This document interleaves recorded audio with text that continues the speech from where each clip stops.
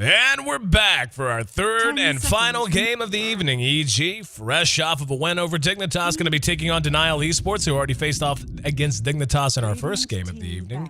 And unfortunately came up a little bit short there. Played them like hell, though. Played them like absolute hell. And it was a great series.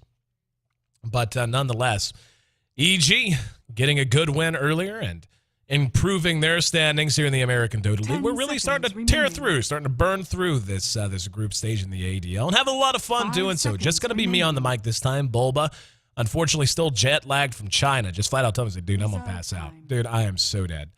So, and I totally understand that, man. Whenever I get jet lagged, I have a very hard time shaking it off. It probably took me a week, if not longer, just to shake off the jet lag from going from the East Coast to the West Coast, and just the way that worked out for me, given I had airplanes struck by lightning and everything else that made that what should have been a relatively painless 5-hour flight become a 16 to 18-hour ordeal. But nonetheless, EG, and I was talking with my buddy, my good buddy Dr. Rob, B-Rob, one of my very good friends, and keeps up with Pro Dota, watches my cast, watches a lot of Dota in his off hours and so on. And, he really brought up a good point with EG, and I think it's true. It's the fact that you just don't know what to expect out of EG most of the time. When they're good, they're as good as anyone you're going to watch. When they're bad, they're as bad as just about anyone you're going to watch. It's all about consistency with EG, and against Dignitas, we really saw them bring it together and execute well. And that's the kind of thing where if I'm Denial Esports, I'm watching that, I know EG's pedigree, I know their tendencies. I'm probably going to try to run something a little bit, for lack of a better word, gimmicky. Something that is going to be able to apply pressure to EG early. Because when you see EG lose, especially when they lose to teams that, and again, not to say anything negative about Denial, they're just not quite on the level of an Evil Geniuses. I mean, granted, they're both going to be sitting at home for the International, but at the same time, Denial is a team who's looking to, who knows? They're coming in the underdogs here. They're coming in the scrappy upstarts, the guys who are looking to get to that next echelon. And if they want to try to get past EG here today, pick a lineup that allows you to put on a ton of pressure. Pick a lineup that can let you derail EG's rhythm early. Don't let them get comfortable. And EG picking Team Purple right out the gate. Two excellent heroes, actually, that deal pretty well with Lifestealer, Bane in particular, and then Faceless Void, an excellent carry to build around. In terms of being able to shut down everything I was just saying Denial should do, which is, of course, pick an early teamfight team. Because Void, as hard a carry as he is, as farm-dependent as he is, can at least show up and contribute to early fights once he hits 6, even if it is just casting a Chronosphere to allow his team to escape. So he can show up and get the job done very early on. But 5 seconds remaining. Denial with the Lifestealer pickup. DK banned out by Denial. Very interesting ban. I think we might start to see that a bit more with the... me and Bulba and I talked about it at length during the last game. DK is just such a good answer to the LS. He tanks up so naturally because of Dragon's Blood and because of his base armor. He gets 20 armor just for being him, basically, and that doesn't really fall off with his stat gain. Then you can go straight to something like a Shadow Blade or just rush a BKB. Rushing the BKB I'm a big fan of because you got 20 armor and you have a BKB up in Magic Immunity at 10 seconds at about 20-some minutes, which is pretty, it requires you to get some decent farm, but it's very doable. I mean, 20, 25 minutes on the BKB is really not bad timing if you rush it as a first item. Then just the strength of your older dragon form will let you do things like push towers confidently, take fights confidently because you're just this big liability who, while not nuking down anyone in the fight, is still just wandering around and feels very impervious until the BKB wears off. But Denial, grabbing up the Keeper of the Light, going to have some mobility and probably going to look to add something else. Storm Spirit going to be banned out by EG. And in the lobby before we even got going, Beatiz was giving Usha a little back pat, saying that he played very, very well, and he did, as a matter of fact. It was a great series out of them, and or out of him, I should say. The last time we saw him on Storm Spirit. And EG not about to give that away. Not going to allow the synergy between LS and the Lone Druid either. And, this is sticking with what I was saying. More and more carries. I mean, this new ban system, even though 5 seconds the bans themselves are the same number, it just seems like more and more carries are getting banned out most of the time. Denial only banning 1 out, so that's a little bit of an outlier. But Gyrocopter, a consistent First ban phase ban for EG. They know how to play the hero and will take the hero, but really do not like giving him away. The Lone Druid, and again, that's something else covered with Bulba. Question still remains, is he going to be used to as great effect as he once was? And, Bulba even touched on it. One of the everyone talks about the armlet, but one of the big nerfs to him is just how much riskier it is to do creep skipping, to use the bear if you're in the off lane, to cut through the enemy jungle, grab a creep wave, and drag it back to you. If they manage to kill that bear off, that's 300 gold. I mean, that is a considerable sum. That's like a kill, basically, on a regular hero. So, second ban phase complete, and that's actually, I'm still so used to seeing that bar fill up before we start picking heroes again. But second ban phase is done. TA going to be the pickup for EG. Queen of Pain counterpicked by Denial. And that'll be an interesting matchup. Demon on the TA. Taking on probably Oosh on Queen of Pain, who will likely wind up mid. One can only imagine, though. Have been seeing some interesting uses of Queen of Pain. I don't think we're going to see it here just based on how clear-cut the lane seems to be. Denial just in need of an off lane, most likely. 5 seconds remaining. And EG looking pretty clear-cut as well, with the Prophet likely going off lane. Faceless Void and Bane in the defensive tri-lane, TA and mid, and they just need one more lane support. Wouldn't mind seeing a Rubik pick up here out of EG. Get a good hero for Fear. Beatiz does tend to play the Bane as it is. Bambo, of course, very comfortable on the Prophet. Templar Assassin and Void. Not too surprising to think Jo and Demon would be on those heroes. For Denial, looking at where they are right now, they've got a nice mix of AoE damage mixed with single target damage. Nyx and Lifestealer, obviously, big single target DPSers. Keeper of the Light, Queen of Pain, Illuminate, Scream of Pain, and Sonic Wave. That's a lot to deal with. But the problem I have with it is Templar Assassin is going to be able to cope with that pretty well just because of who she is and how the hero works. The fact that Refraction doesn't care how much damage would have been done by an instance of damage. It just is negated nonetheless.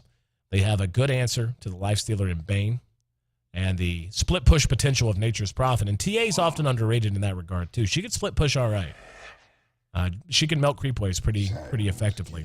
They're going to go ahead and grab the Sand King, actually. Was really sniffing the Rubik pick. Most likely it'll be Fear on that Sand King, though. And EG ran the Sand King earlier.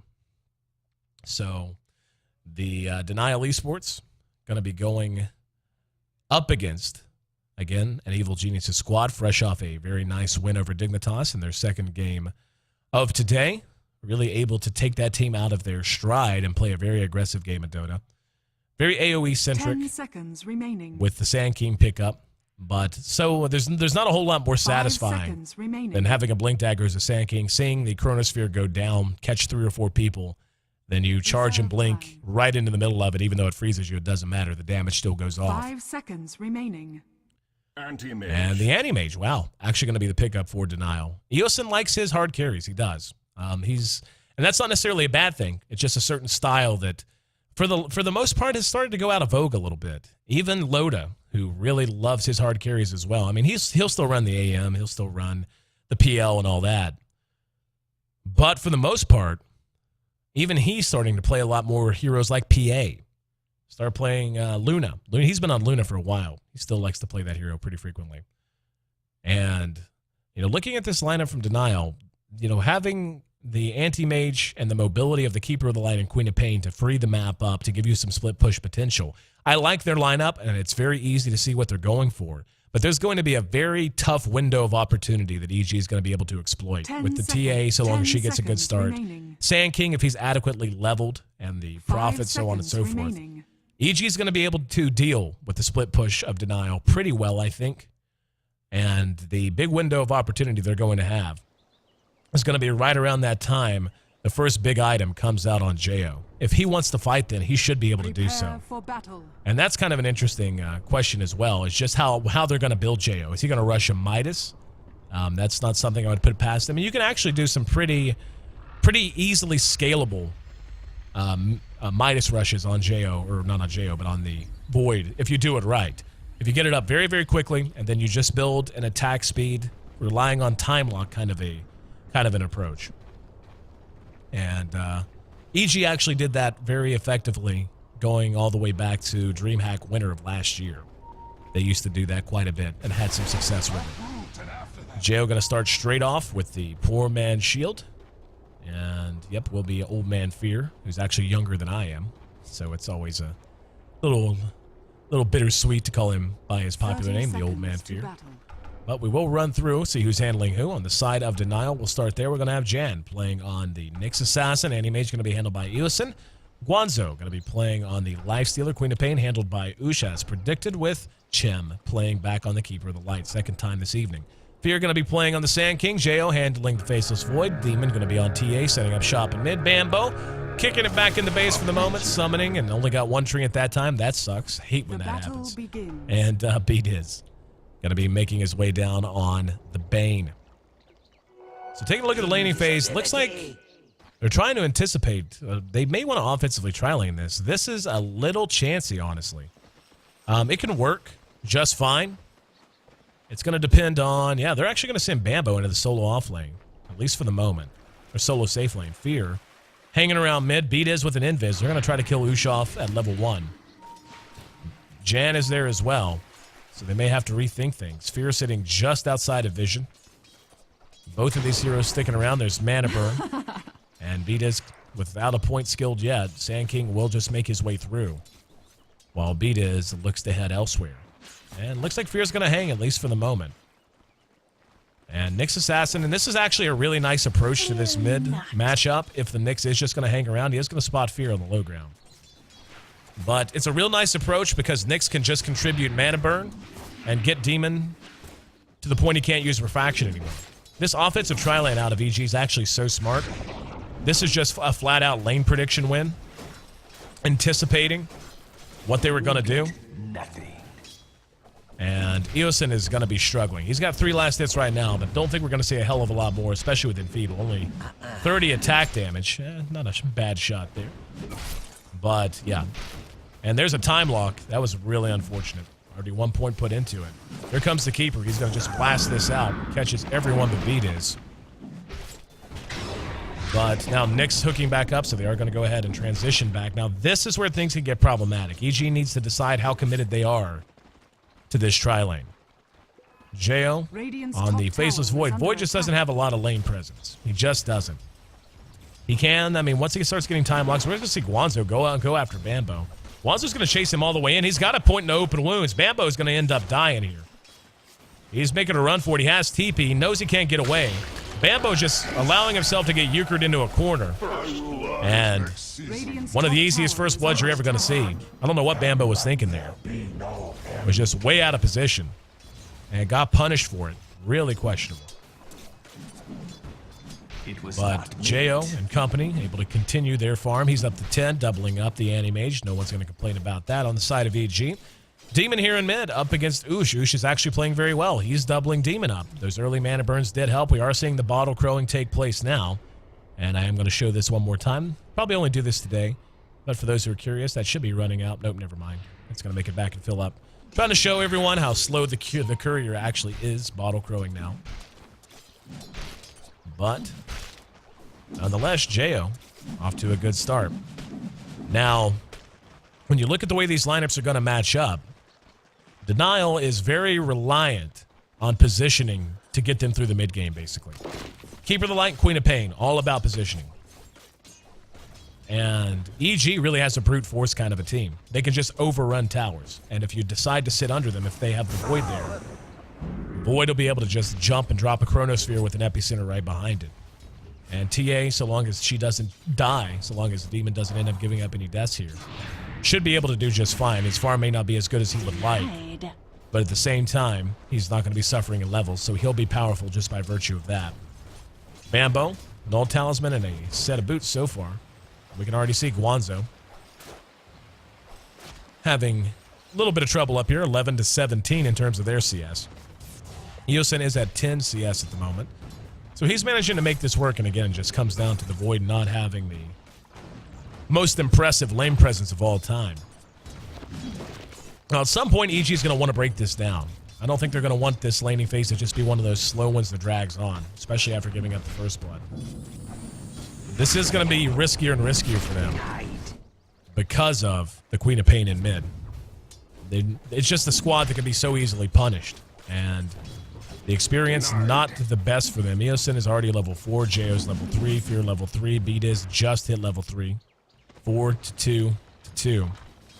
And we can see this ward. No pull for you. And they need to deward that. They really do. Otherwise, this actually could work out for EG. I'm a little surprised that they're not doing that now. And yeah, nothing's home. Without pulls, this could get bad. I mean, EG is suffering in terms of CS, but they should be suffering in terms of experience, or is not suffering as much in terms of CS as they would be otherwise. And we're going to have Bambo engaged upon again. Bambo making a run for it. Wanzo using the infest, gets past the creeps. He may... Oh, there's a sprout. Ooh. Wanzo almost got there. No quelling blade, no kill. So Bambo able to keep himself alive just barely. 15 hit points. Less than that, probably 5 by the time that was actually given up. And the battle of the carries continues. Jo definitely opening up a pretty big gap now at 27. Houston has his own poor man shield, already a ring of health up on Jo. And with Chem, not even level 3, doesn't have 2 points into Chakra. He's going to have a hard time doing much of anything to Jo when Jo can just recoup that damage by nothing but regen. And there's going to be the jump on and the burrow strike. Chem ends up being the first kill on the side of EG, and now Eosin going toe-to-toe. He's going to look to blink away. Wow, the Prophet ulti came out of nowhere. And Eosin, playing a little too chest out, got punished for it right there. Trying to be cute and melt the mana down, trying to buy time. And ends up feeding a completely unnecessary death.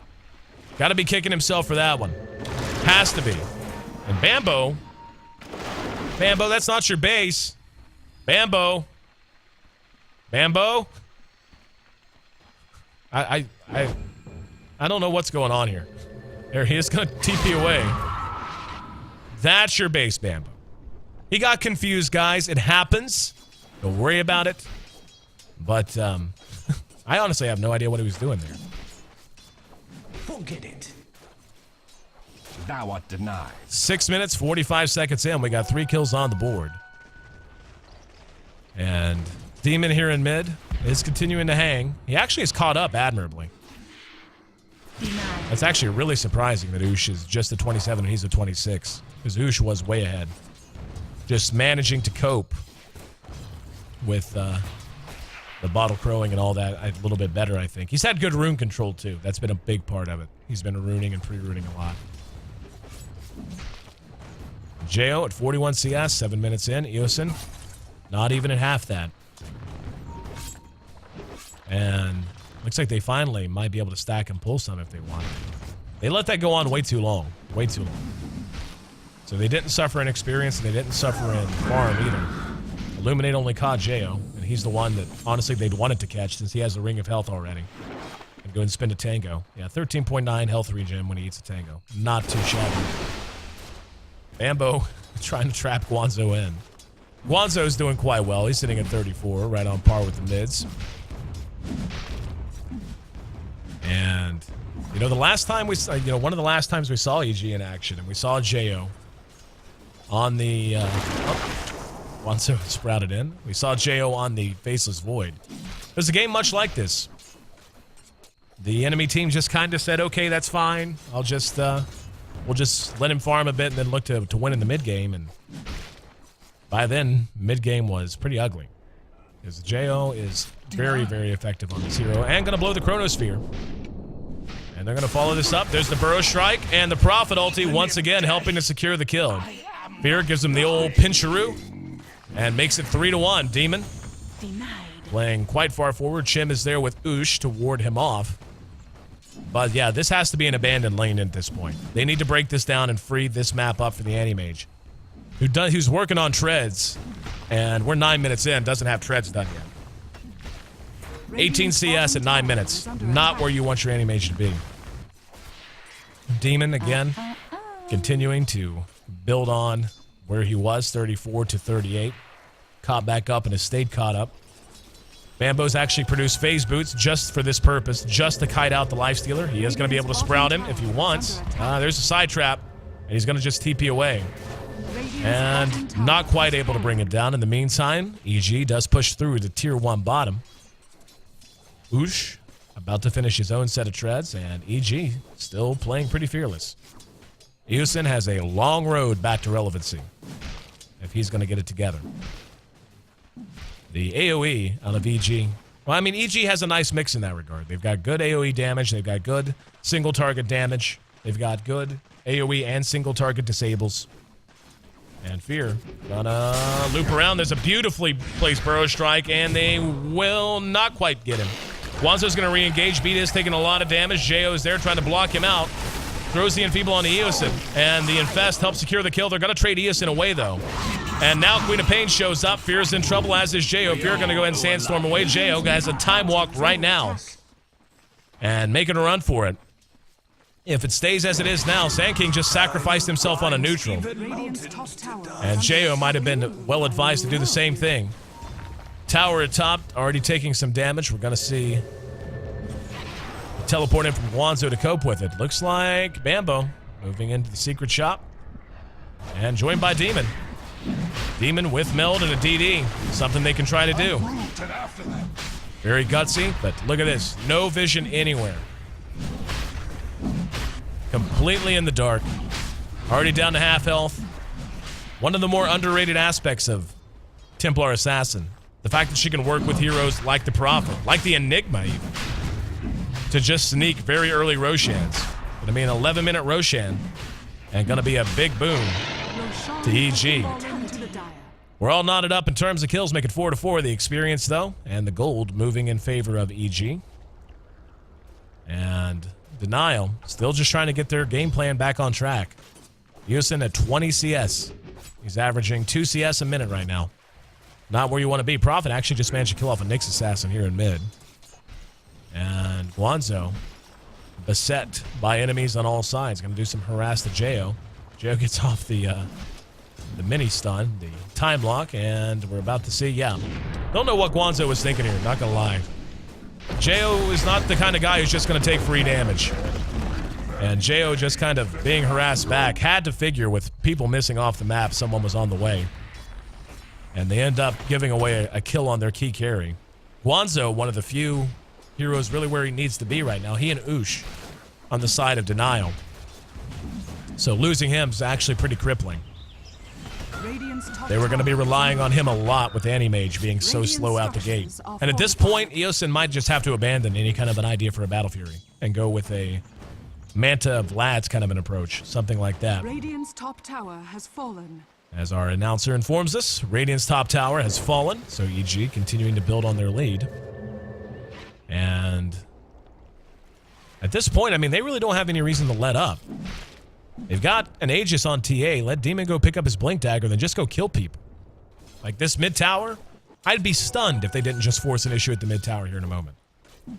Jo gonna have Chronosphere up in about 55 seconds. He's actually building a Battle Fury, which if you see the Ring of Health come out, that could be for any number of reasons in that lane. You think Battle Fury. I'm a little surprised that at this point, given how well they did and how far behind the Animage is, I'm a little surprised he's still gonna go for that. Fear gonna be spotted out, tries to Sandstorm, but a Sentry prevents that. EG warding very aggressively. TA roaming through the enemy jungle. 2 wards out, and we're gonna see Denial look to take themselves to tier 1. EG's already in position at bottom, though. Treants from Bambo doing the job. Eosin by his lonesome down here.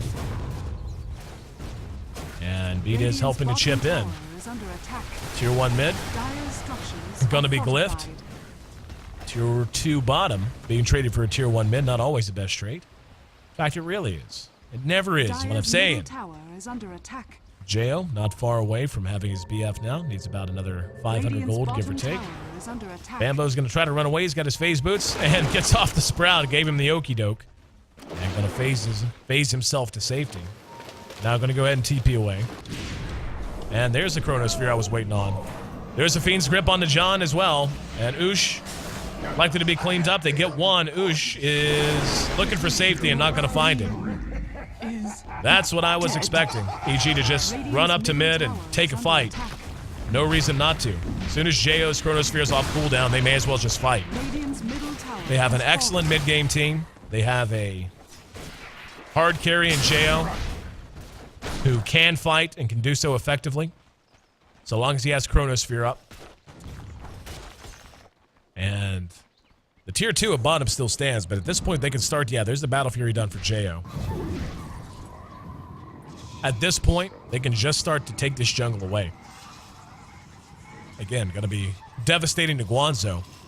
Eosin in particular still doesn't have tier 2 boots. But yeah, he may just have to go something like a Manta Vlad's, Manta Heart, something to give his team a chance to win. Because as it is right now, 15 minutes into the game, almost 10,000 gold the difference between the two squads. And we're going to see Keeper blown up.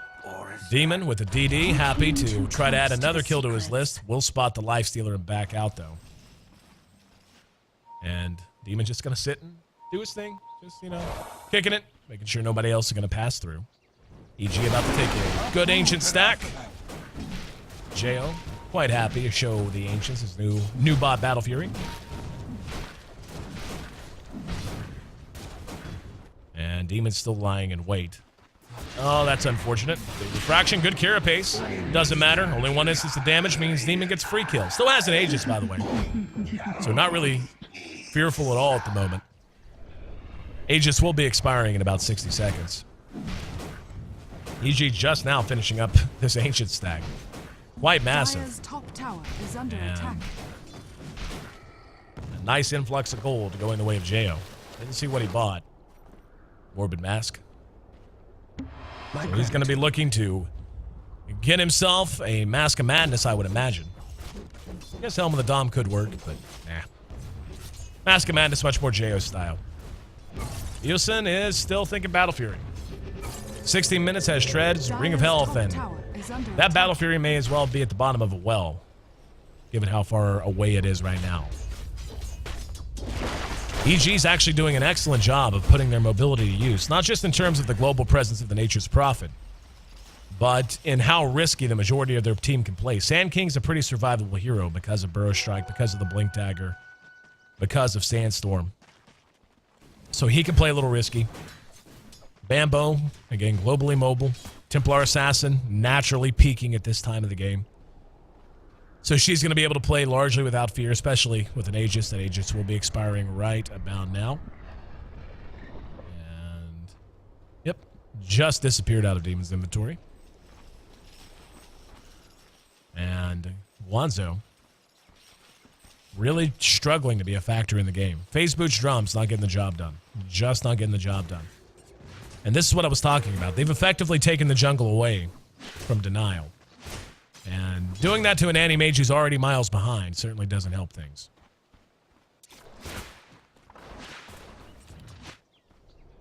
Demon picking up Blink Dagger. Got a set of his own drums. Gonna be feeling very survivable. And Denial basically can't leave this area. That's exactly where they're spending all their time. Nowhere else feels safe because they lost most control over here. They do have one ward right there that they can rely on to keep them safe. But they know for a fact that EG is going to be occupying territory here and being willing to smoke through that way if they want.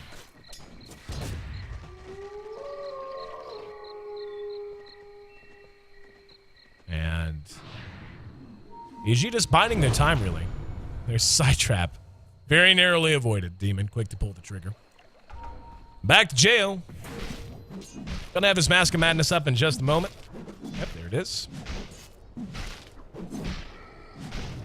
His farm, quite good. 109 at 18 minutes. Not too shabby. Up into that 5-digit territory now. Just about 12,000 gold. The lead EG has generated. Almost 10,000 experience. And really, I don't know what Denial can do. Because EG could just about do this until the end of time. Like, right here is not a safe spot for Eosin. We're about to see that. This is why. This is what I was saying. The Impale will buy some time. There's a nice follow-up. Very good counter initiation coming out of them. And Fear able to make it away. Radiant's bottom tower is But, under attack. again, just a very nice counter initiation and play there out of Denial. Didn't quite commit enough to killing him off. Bambo Gonna be open wounds and that cancels it as the Fiend's Grip goes off. Dire's middle tower Don't know that they have the damage. Gonna be close. Fears or Rage isn't gonna be there. He has Infest. Now he's gonna re-engage. Here's the Queen of Pain. And she's gonna jump on top of Beatiz. Beatiz puts one to sleep. Now gonna use the Brain Sap. There's the Enfeeble on to Guanzo. Chasing down Beatiz. Only the two of them. No help coming. In the meantime, though, Demon is split pushing. This is what I was talking about during the draft. Very often underrated, just how well a TA can split push. And there's an Epicenter that almost killed Oosh. Oosh gonna make it away with 40 hit points. Bambo has a TP, and let's see if he wants to go for it. And nope, Oosh just gonna TP straight back to the well. Jan gonna spot him out. There's the Vendetta, the immediate impale. And Bambo just hung around way too long. Sprouts himself in, and not quite. Valiant effort, unable to get the job done. tower is under attack. And Demon gonna go ahead and pull back for the moment. But that tower just about dead. He is gonna hide out for the moment. We'll see if he wants to try and melt this creep wave. And yeah, tower very low. Here comes multiple TPs. And Demon very quickly blinks to safety. Chim never has gotten a mech up. Just too hungry, too starved. Guanzo working on a 21-minute armlet. Actually has it done now. Yep, there's the recipe brought up. Anti-Mage still in search of the Battle Fury. The famed Battle Fury. And all this time, Jo just going to work. There's the armlet done on the Lifestealer. Jo's got a DD here. They will really want to fight. Roshan coming back up right now. And that's certainly going to be a goal with a DD up. Bring the Prophet in, make some treants, take a Roshan. Sounds like a good plan to me. How about you take a big old Ancient stack first? That's going to put Jo up to about 1,700 gold at this point against an Anti-Mage. I mean, he can build any item he wants. Don't really see a reason to build anything but damage. Could go Maelstrom if he really wants, but with the Mask of Madness, not much of a reason. Unless he's just scared to death of magic damage. Scared to death of Illuminating Queen of Pain. There's not much of a reason Has fallen to the Dire. not to build an MKB or something along those lines. And speaking of damage, Demon's going to get a Crystallis, so he's going to be looking to do that. This could be nasty. Jo and Beatiz setting up shop. We'll see the glyph here in a minute, probably. Just going to go ahead and pop out. Eosin being blown up. And cleaned up with the Brain Sap. Now Oosh barely able to avoid the Burrow Strike. Re-engagement on the Beatiz, who does get bashed, but doesn't matter. Using the Infest, only delaying the inevitable. So they lose both carries. And Oosh hasn't gone away yet. Demon actually just got another kill somewhere. That's why Chasing down the Keeper of the Light. And Oosh just kind of hanging around, looking for a target of opportunity. Jo still at good health. He may catch Beatiz. He will catch Beatiz. Yeah, just a free kill. That's what do? Just, you can't bank on it. Oh, here we go. Epicenter gonna be used on the Jan. And tit for tat. Tit for tat. What can you do? Same thing. You can't just bank on a Queen of Pain not backing and waiting. Just like you can't bank on a random Sand King spending his Epicenter to kill one support. 15-9. EG sitting pretty. Bambo, who did pick up a medallion, made that last Roshan even easier. Has just about enough to finish his Scythe of Ice. Has the Mystic Staff already bought. Well, may as well have it bought. He's got the gold. And he's going to need about another 200-300 gold for the Void Stone. Oosh looking to grab himself a Scythe of Ice of his own. Scythe of Ice would be excellent if they ever had the initiation advantage. Really, that's what's killing him right now. They don't have initiation. They just don't. They have mobile magic dealers. They have Vendetta and maybe a nice Impale. Manages to hit 2 people, 3 people. They don't have a Chronosphere. Don't have Sand King YOLOing his way in and landing an Epicenter just to cause chaos. Demon hanging out, and we'll be getting some help as Bambo lands in the immediate Scythe of Ice. So well executed. Demon lying in wait and using Meld the way it was meant to be used as an ambush skill.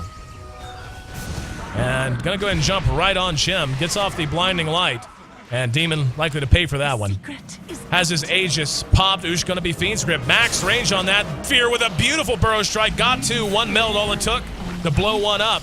Infest. Oh, wow. Nice Chronosphere from Jo. Banging away on Guanzo.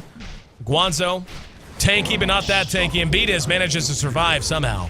they'll never find your EG grave. doubling up their opponents. 3 down. And they're going to take the last remaining outer tier tower now.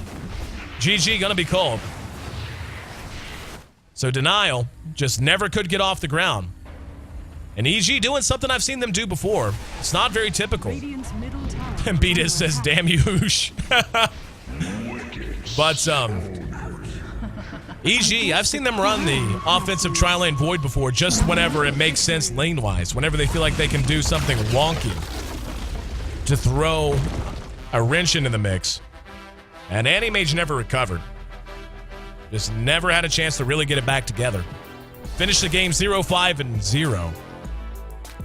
And EG making it look easy. Takes a very convincing 25-minute win, 19-10, the final kill score, 25 minutes, all the time it took, the official game time. I'm Aaron AC Chambers. I want to thank you guys for being a part of the broadcast. The ADL continues to roll on throughout the week. We are back in action tomorrow. Going to have another 3. Then on, let's see. I honestly forgot what day it is. My days are running together. It's Wednesday. Means we're back in action tomorrow with 3 games. Then on Friday, we'll have 4. Then on Saturday, we got 5, or actually 6 coming your way. And really looking forward to that. The D2L continues to roll on with a doubleheader tomorrow as well. Make sure you hit follow here on twitch.tv/American Dota League. Follow the D2L, twitch.tv/D2L. And everything in the world is on Twitter, including myself. You can find me at AC, at AYESEE. Another good day of matches, and our picture continues to take shape here in the American Dota League. Evil Geniuses getting 2 more wins. That improves their record to 6-0. And Dignitas and Team Liquid not far behind them as well. Liquid getting past Denial Esports. I actually realized I was miscalling that earlier. Saying it was Dignitas that Denial played well. It was actually Liquid. Liquid did get the win. So they improved to 5-1 behind EG, again leading 6-0. And Dignitas losing today. They dropped to 4-2. Tied up with Arctic Gaming, the team that actually beat them once already. Tomorrow, Team Liquid will lead things off with Insight, or taking on Insight. Insight will then take on the emerging sweethearts of the tournament, Arctic Gaming. And they'll be back in action against Team Liquid, looking for another big upset win. All right, guys, I'm done for the night. I'll be back tomorrow morning, 9 a.m. Pacific Standard Time, 12 noon Eastern Daylight Time, and 1800 Central European Time with the D2L, the ADL, to follow up not long after that. Until then, enjoy your evening and enjoy some Dota.